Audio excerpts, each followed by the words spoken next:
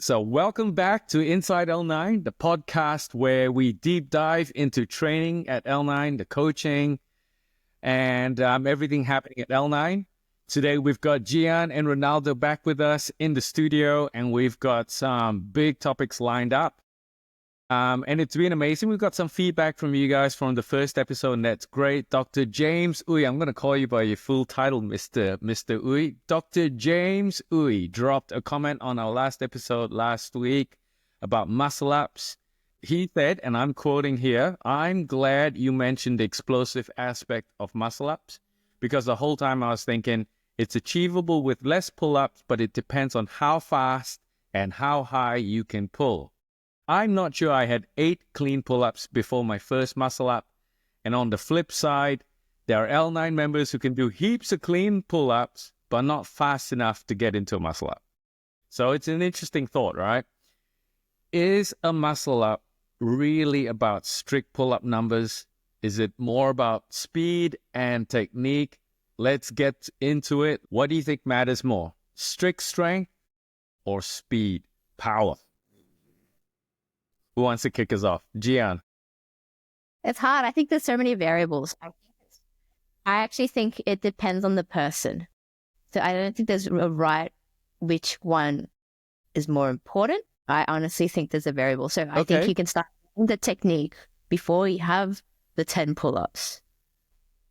I like the quote where it says like preparation. I lost it. No, I lost it. It's like a quote I used to love. I'm like, how do I forget? Give me a couple of scenarios. Come back. I got it. Say that again. Lack of preparation meets opportunity. Right, gotcha. That's fair. That is fair. But you said it depends, right?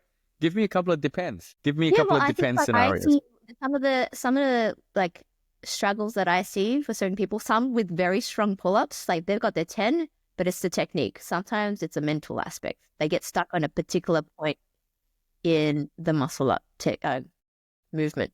They've got the strength, but then it's just like that. There's this one point, whether it's the transition of the hands, right? Or they're pulling vertically or not so much in that C shape. Okay, but the conversation is about strength or explosiveness. Do you know what I mean? Pressing power or explosiveness, right? What about you, Ronaldo? What do you think? Definitely for me, the explosive part is more important than like the strengthening part. And like actually, some people cannot do muscle up because they not strong enough in the push part. Like they can pull high, but they don't know how to do the transition because that part is just dips, like just the push up. And like this is definitely like the explosive part is more important to me. That's a great point, actually. Sometimes we overlook the dip because we assume that if you can pull that high, the dip is automatic. They can pull high, but like they cannot push like from the bottom, like that deep part from the push part is the problem. Because like especially on ring. Yeah.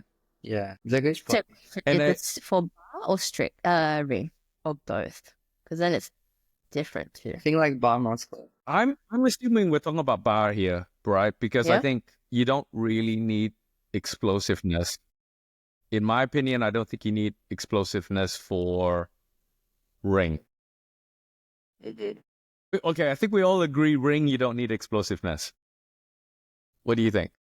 No, it's just strength. No. Can we square that one way? Can we square that ring muscle up is essentially mobility, conditioning, and really strength? Mm-hmm. Yeah, okay, we're on agreement. Gian's nodding, and it's great for podcasts when someone's listening. So let's go with yes. See, verbal confirmation is useful, and then okay. So let's go to bar, right? Let's go to bar instead. So Ronaldo brings a great point. It's like even on a straight bar dip, it's not that straightforward, right? What's your favorite drill for helping someone with that, Ronaldo? I like deep chest bar.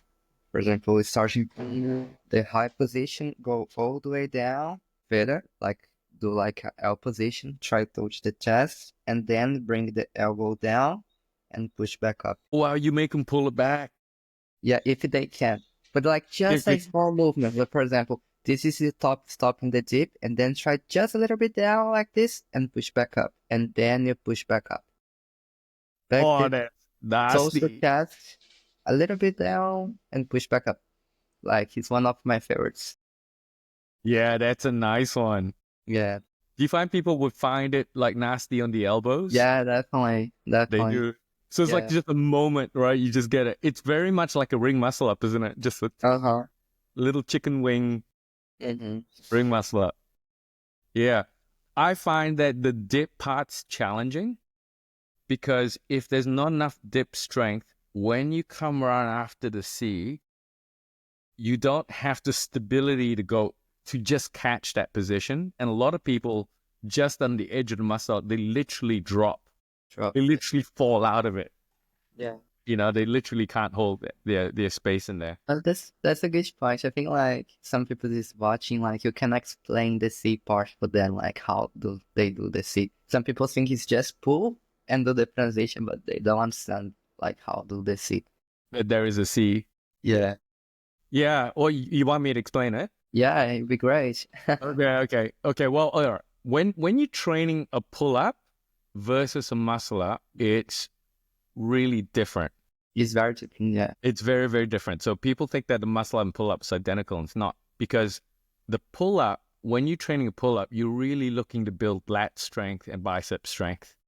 So often you're doing this really retracted movement, right? So you have that strict, nice, clean pull up, and when you get chest to bar in this really nice retracted scat position and nice depressed shoulders, you're like really isolating or targeting the lats in your biceps in that movement. The muscle up, on the other hand, you actually give up the lats. You can't fire it nearly as hard as you can normally. And so instead, you would use a bit of shoulder as you get to about halfway, right? You go into a C position and you swing around the bar and you use your shoulders to power it up. So it starts before you even cross the bar. You've already gone into essentially a tricep extension to kind of help you pull across to the top.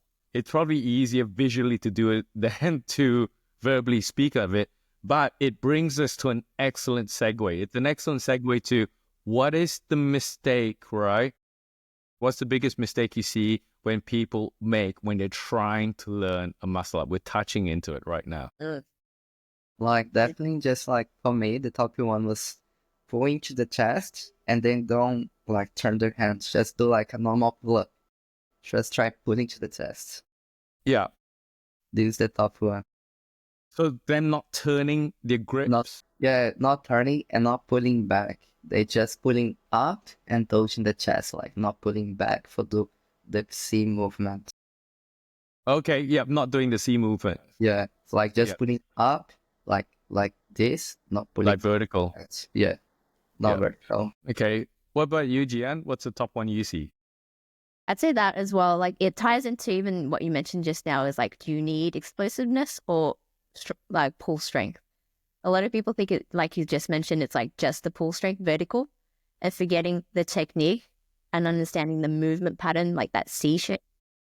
So even without, if you're pulling vertical, it's impossible to transition and getting to that dip position. So that transition between quick pull into push. The explosiveness teaches you that. The lower you can pull, you get to a point where you're essentially pushing. There's a floating moment where you can push.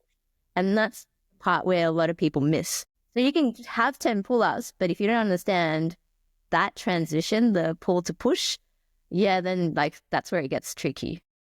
You see, and this is where I think the value of training with people who know make a difference. Because I think that one of the most powerful things you can do for someone who's struggling there is to spot them through the C movement.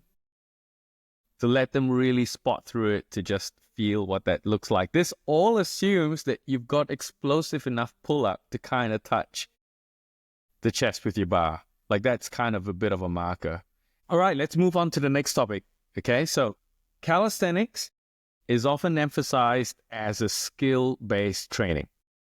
But is it the best approach for long-term health? A 2021 study published in the Orthopedic Journals of Sports Medicine surveyed 168 street workout athletes and found that 62.4%, the 0.4 matters, okay? 62% reported injuries within the past year, with the most common being tendinopathy, an overuse injury affecting tendons, particularly the shoulders and elbows, which is pretty much what we've been talking about this morning. So Gian and Ronaldo, is skill training really the best way to train? Or should we be doing something different? Depend the goals, you know. Depends on goals. Let's go. If they wanna train for skills, like probably it's the best way. If they wanna train for strength, like they should do other. The two words are very different. If you Yeah, want or longevity is very different. yeah, Very different. Very different. And so for longevity, no. Skills, you're gonna get injured. Not that you're going to, but like you're putting your body in such it's taxing positions. You're using so many muscle groups, and sometimes if you're not well prepared or durable, you know, whether you're not mentally just 100%, like it plays a huge role in increasing the risk of injury. Like I'm as careful and I still get shoulder injuries, and I have one now. I'm just recovering, right? So it's like you got to pull back. But if I was just going for longevity, 100% bodyweight training, you feel amazing. mm-hmm. You move better. You're reducing the risk of injuries. I think when I first was trying to approach this question, I was kind of trying to look at an angle of saying, okay, L9's not really a Cali house. We're a bit more of a bodyweight house. But having said that, we do calisthenics. Not like I don't get up there and do silly things occasionally. And Ronaldo, he definitely has got a lot of freestyle up his sleeves, right? So, you know, it's this really tough mix where, you know, if you're looking at street workout athletes, 62%, that's 2 in every 3 practically. And you see it all the time. Every time you walk down to the bars or whatever, and you see the street guys working at it, it's like straps everywhere. It's common stuff. That's why we do so much on sort of body weight rather than Cali. Maybe a better way to phrase the question is there a better way to structure your training so you get a bit of best of both worlds? 100%. I think what we have is actually great. And then the way I kind of pitch it to people is like, you go through seasons. I think it depends on how you feel, right? And also, again, like what Ronaldo said, what your goals are. If there's something like that inspires you, you see someone doing a handstand or a particular skill, like you see Ronaldo doing the planche, like you might be like, oh, I want to be able to do that. Mm-hmm. And you might go through a phase where that's what you want. Yeah. And then you might go through a phase where you see something else and you might want to try that. And then so I think with program and the bouncing between program and skills, it's a great, I guess, combination to make sure you're getting the best of both worlds, having a taste of both, if both is what you want, or one is more than the other. And maybe during another season, you need more stretch. So you're like, oh, you do more program, get more of the stretch, increase, and then so you can have a better performance in skills later on. I agree. I think like in online you have a really good combination, you know, you have like conditioning, stretching, and like some skills as well. It's not just cheers. Like it's a good way for training. You know, it's not too serious. Yeah, like you're Yeah. having fun in training. Like I like the word you told about athletes, like this 63%, like they are athletes. Yes. And like for Street workout example, athletes. That's the word in in my there. case, like an athlete as well, like I really compete, like I have competition next week. Talking about myself, I feel pain every day. Literally, like every single day I feel pain on my shoulder, on my wrist, on my elbow. But it's like, it's not like a real injury, you know? It's just because I'm pushing hard, like that's small injury. And I like feel that because like I know like my maximum. I think like if I cross that pain, I'm gonna get a real injury. And like every single training, I try to push myself for like that little pain, you Yeah. know?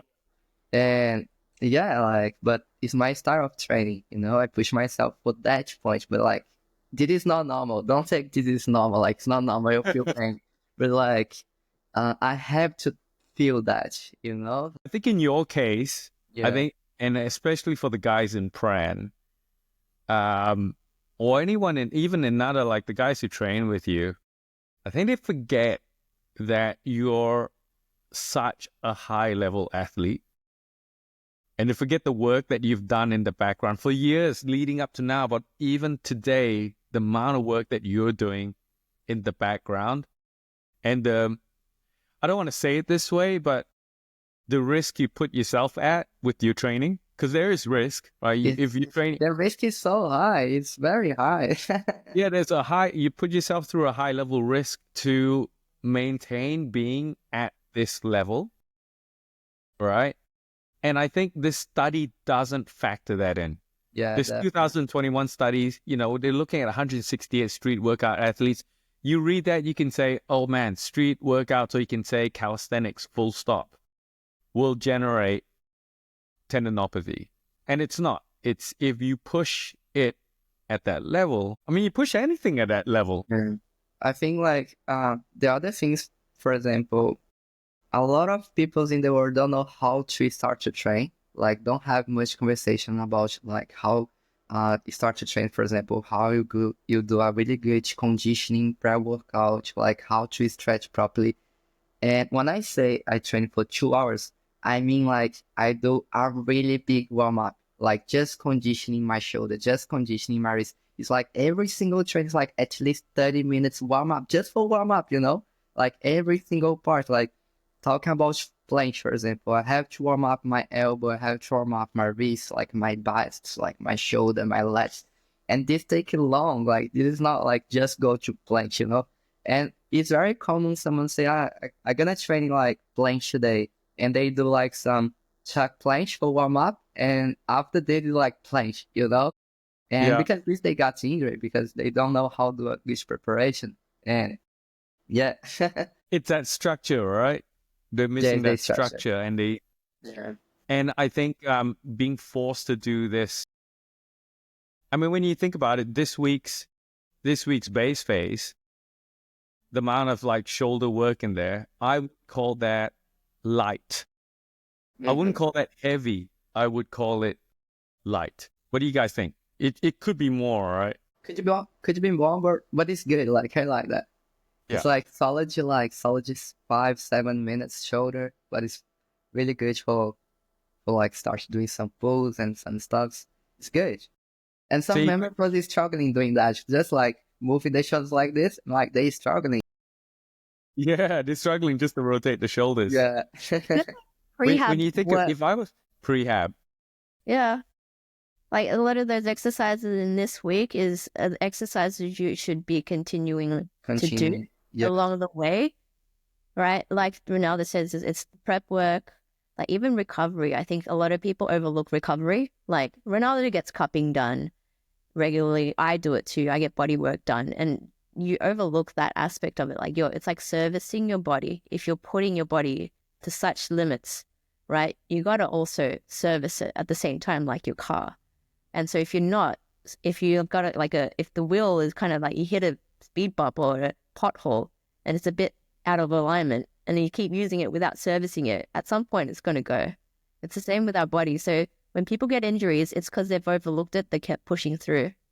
And so I think that's a huge aspect. So that 62.4% like could be reduced dramatically just with more time and effort on the preparation. So same with like Ronaldo, the preparation in the warming up, I think it takes a lot of work.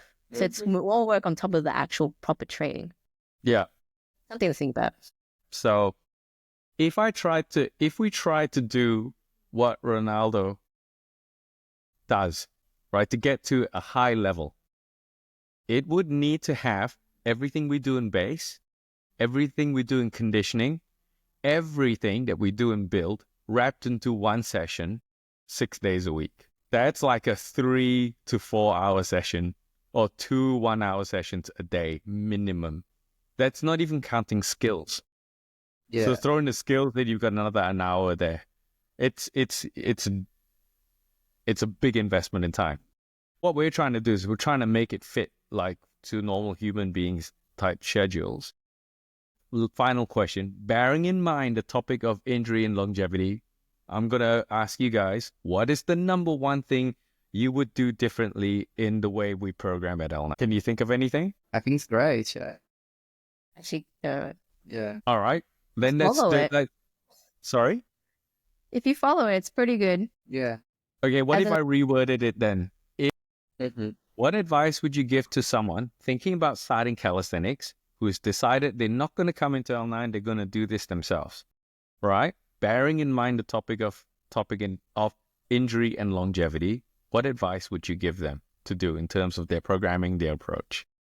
I think I would say like break down the skills. For example, if the goal is skills, break down the skills and working in strengthening and conditioning like prep work and never forget the basics. For example, basics for me is like push, pull, dips, like some crawls as well, some core exercise, like can do this forever, like this longevity for me. Nice. Thanks for that, Ronaldo. Gian? Yeah, I would focus on the fundamentals. I think don't skip steps, especially in calisthenics. A lot of people, the ego, like you want to do the cool moves, and so they skip steps too early, too soon, and that's where injuries happen. And so if you stay on the basics, like level 1, like maybe 0.01, level 0.01, start there. Like that would be my advice. You actually get further drilling the basics and getting super strong at the basics before you even try any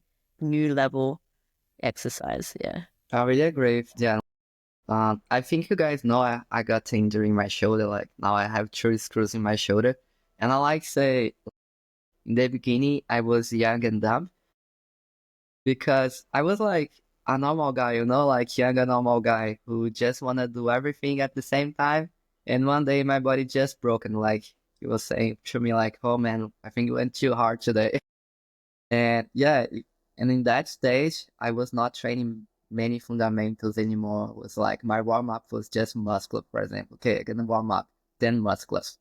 And like the fundamental for me in this moment is the most important thing. Like I train like pull up, dips, push ups almost every day and like some stretching as well.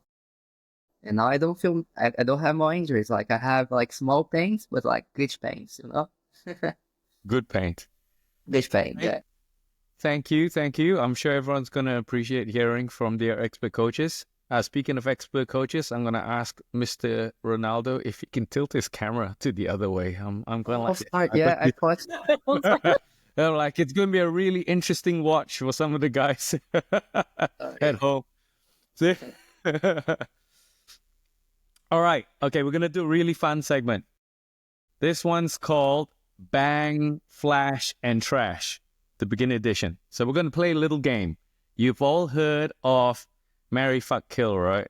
You guys know the game? Well, we're going to do the L9 edition. It's going to be called Bang, Flash, and Trash. You're going to pick 3 drills. 3 drills. First, bang. Which skill gives you the most bang for your buck? The biggest result. Like if you had to pick one, okay? Flash, the skill that is the coolest in your opinion and has the most wow factor. And trash, the drill that you think is the biggest waste of time. Of all of them, I'm sure they're not all a waste of time, but if you were to pick one that has the least value, right? So bang, biggest bang for buck. Flash, the coolest. And trash is the drill that is the biggest waste of time. Here's the catch though. It's got to be for beginners. Okay, so think about a beginner, someone who's just coming in. What is the bang, flash, trash? All right, here we go. Who wants to go first? Yeah. No, you were not. Yeah, I forgot it was On the spot. beginners. I'll call it for you. Bang.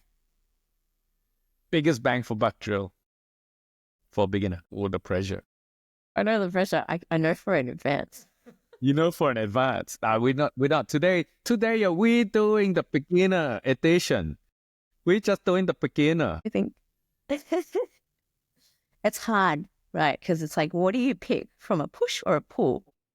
How about you, Ronaldo? What's your number one bang for buck for a beginner? I think like Dragon flag. I Love really it. like dragon flag because dragon flag talk with every single drill. For example, talk with back lever, handstand, front lever, core work, and like I really like dragon flag. And like for flash, I would say skin the catch. Like even with jumping or like on the low bar or low rings, I really like this one. And for trash, like I think I would say I don't know. For trash is hard because like we have so many good drills. But trash, I don't know. Like maybe I don't have a trash one really. But surely you must, maybe you've seen a drill out there that you see people do that you think is trash.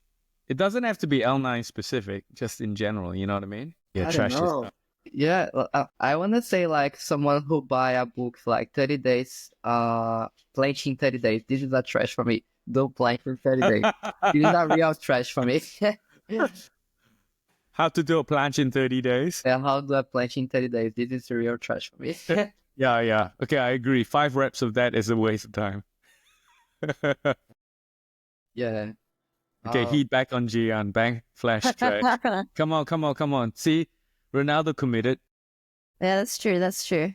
I do like the skin the cat though. It is like for overall like flexibility and It's very cool. Like it's very right. cool. They skin the catch. I think it's very cool. Even I would say that would be like bang for buck because you're getting like flexibility number one around the shoulders, the pecs. Like you can hold, but you're also building push strength. Like with the protraction, you're learning that and pull. And so then as well. arm strength, like if you want bang for buck, I would just drill that. You get pull strength from that, push strength, like the straight arm element, push strength in terms of like learning the protraction. Yeah, for like, and that preps you for push ups. Like sometimes I've teach like I correlate that protraction to push up, and like people just get it. I'm like, fantastic! It's in every movement, even in handstands, chest in. Yeah, I really like that. Yeah, that's a great Like bang option. bang and flash. It's a good like all rounder. It's a good all-rounder. Yeah, Yeah, it but would be bang and flash, wouldn't it? In mm, your case. You think it's the flash as well? Yeah, I think so. yeah, Bangers. yeah. Honestly, like everyone that new comes in is like the first thing we like try is the skin the cut What about trash? Biggest waste of time drill. for a beginner. Anything advanced. Anything advanced. Actually, that's good. What about handstands? Is it trash for a beginner? Nah, even if you can't kick up the attempts, like you're learning, it's like you're falling in love with the journey. Every rep is getting you closer to the right one. True that. Any not so great attempt is one great attempt closer to you Yeah, actually. so like, I mean, right there is a really interesting thought. And you know what I like about the skin the cat as well, it just made me think, was that you're limited with the amount of actually bent arm. So the very previous topic we were talking about injuries and that sort of stuff, your probability of overuse, not to say like, no, it's always probability because anything can induce overuse, but your probability of overuse in a skin the cat is lower. It's just the sort of drill that if you treat it with a bit of respect, you can do for a very long time, and it kind of is both bang and bang and flash. Mhm. All right, thank you very much. Let's. About you. What Throw it to you. about me? Oh, bang for buck. I was gonna go with dragon flag as well, because like that goes all the way to front lever. Yeah. And the same set of skills the same set of drills that you would do in dragon flag is the same set of drills that you would do on a ring, and the same set you would do on a bar. And it just keeps scaling. And you learn that early, and you learn protraction and retraction early, and the glute engagement and core. It's just like, where's the downside? Flash, I was actually going to say running pullover. You just grab a low bar and you run and you jump and pull over. But yeah, flow is very cool as well. But yeah, You slam into the hips maybe. Oh, what about L-sit? Yeah, I was remembering L6 right now. Oh, LCT is hard. It's really good. LSIT is hard though. LSIT is, or I don't know if LSIT counts for beginner. Does elbow I'll lever take count for L beginner? What do you think? I think elbow lever counts for beginner, right? Would you agree? Yeah. Yeah. Yeah. So if elbow lever counts for beginner, I would go elbow lever for flash, because you can whip that out anywhere. It makes a good Instagram photograph. You can pull it off on a dining table as well as the boardroom table, and anyone who doesn't know would be impressed. So not that, I mean, even if you know, it's impressive. Okay, so guys, if you're doing elbow levers, I'm impressed. But I said it all wrong. Trash would be ball slams. What is ball slam? You know, when you take a ball and you slam it on the floor, or you I know don't like right. when they throw it don't up like on the when they hit that little target. Or rope, battle rope. Yeah, there we are. Battle. You like those? No, not that I like them, but you don't think they're effective? For what? Were you cool? Well, you see, when we say effective, it has to be effective at, and there has to be something you can say after that. The issue I have with that drill is it is effective at question mark. For me, it's question mark. That's the issue. I The feel issue. the wrong form, like stance. But you can do the stance without the rope. Like there's a million other drill squats that are better at that stance than that drill. So it's not the most effective. Do you know what I mean? It's not the most I think effective. people like it because it's like the cardio aspect as well as core, if you're in the right position to engage the core. So it's kind of like, in that case, on that theory, if we follow that strain of thinking, why don't we just cartwheel 300 meters nonstop? Because now you're working obliques, cartwheel one way, cartwheel the other, and just do 1 kilometer of cartwheels, because that's cardio and everything rolled into one. It's like, it's just not effective. It's not, it might be fun. It's a great challenge, but it's not particularly effective at anything. There's no one thing it is effective at. Now, if I said squats, you can say squats with a barbell or something is particularly effective at smashing like quads or glutes, right? Or you say the dragon flag is particularly, you can say, yes, the dragon flag is particularly good at something. Ball slams, I don't know what's it good at doing. Maybe good at, if you're annoyed with your kid, it's good at smashing them at the ground. I can't think of much else. You think about, okay. Do you know what I mean? Like, you just... Yeah. I'm running out of reasons why it's valuable. Like, particularly valuable. If I had half an hour of my life to spend doing something, I'm not sure it's a feel-good exercise. Fair enough. There we are. It is effective at making you feel good. So we are. Great. Doesn't make me feel good. Like we're doing so it is my trash. It can be your bang, but it's definitely my trash. All right. We're going to just jump on to a couple of final topics. The best time to start training. So this is a little bit more L9 specific. How much of a difference does it make for a beginner to start training right at the beginning of a cycle? Like right at week 1 of the L9 program cycle, right in conditioning, right? That is the question I would like to pose to young Gian and Ronaldo. So that, starting at the beginning, how much difference does it make versus starting mid-phase, starting end phase, starting randomly? Have you guys ever had much thoughts about it? And if you had, what are they? Yeah, I don't think there's a difference. Like for me, I'm like, I think the first phase coming in is like, it's all a learning process. Yeah. The way I try and tell anyone coming in first time round is like, there's so much to learn. Step 1 is like, you got to learn about your body. Number 2 is like, you got to learn about the exercises, how we do things. And then actually like the lingo as well. Completely new lingo. What's a rep max? You may never heard of what a rep max is. My gosh. And the approach to training, you got conditioning phase and build phase. There's so much to learn. It might actually be overwhelming for someone new to start. So it doesn't matter where you start, as long as you go through one cycle. If you start week 3, it doesn't matter. Go through one cycle, then it's like fantastic. You've absorbed a full cycle and you're starting to get the gist of it. There's correlations between certain like exercises do repeat. So then you'll start to notice the key core exercises that like ships, lots of shifts. Everyone loves shifts. Everyone's favorite now. I But yeah, noticed you looked out the side of your eyes when you said that. Everyone loves chips now. they do. Do they? You still can't look me in the eye. You still look the way when you said they do. Yeah. But yeah, anytime. And then the second cycle is when you really start to push it. Because then you have that awareness. Like, if the coach goes, okay, 3 sets of like 6 pull-ups, you know which level you're at. And that's the whole point. The first, I think, cycle is discovering your level at all these different exercises. And that's a journey itself. I agree with you, and I think like doesn't matter which part we start. For example, this week is great for beginners. Like the load week is amazing for everyone who wants to start like the first week.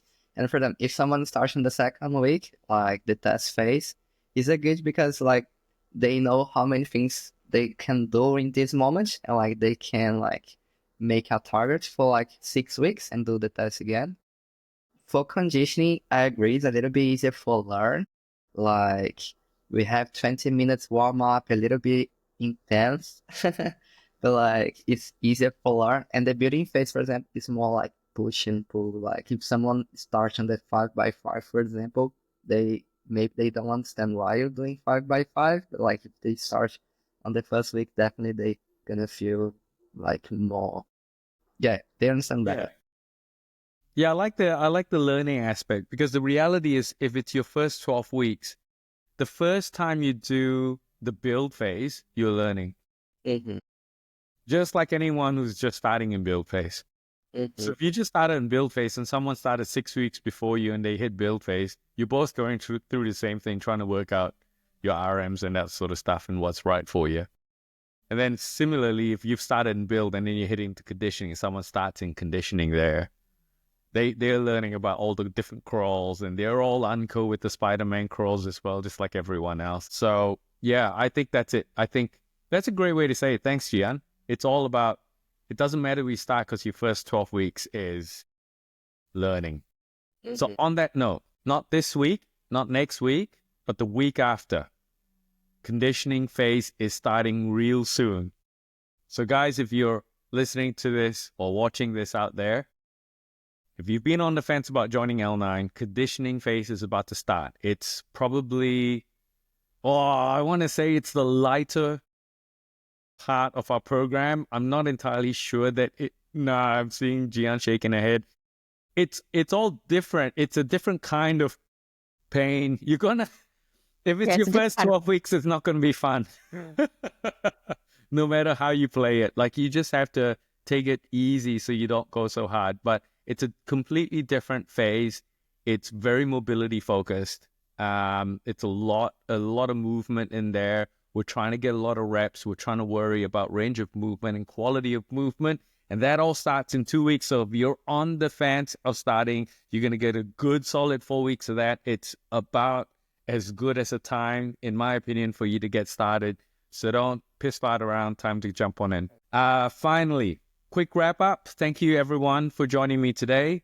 Quick reminder to all L9 members out there, our weekly skills class this week is focused on the press to handstand. I've been working with beginners primarily on just working on the straddle handstand and even just the normal standard, like 2 feet up on the wall handstands.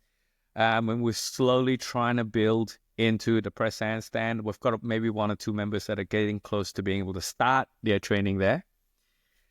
And next week on Inside L9, we're going to talk about handstand shapes.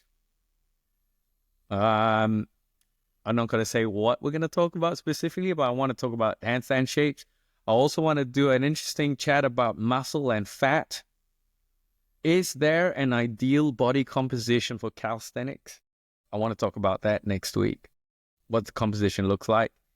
And then I want to re-interview Ronaldo and Gian about if you could start from scratch, if you had to start from scratch all over again, right? Roll out of bed, never worked out. What would you do differently?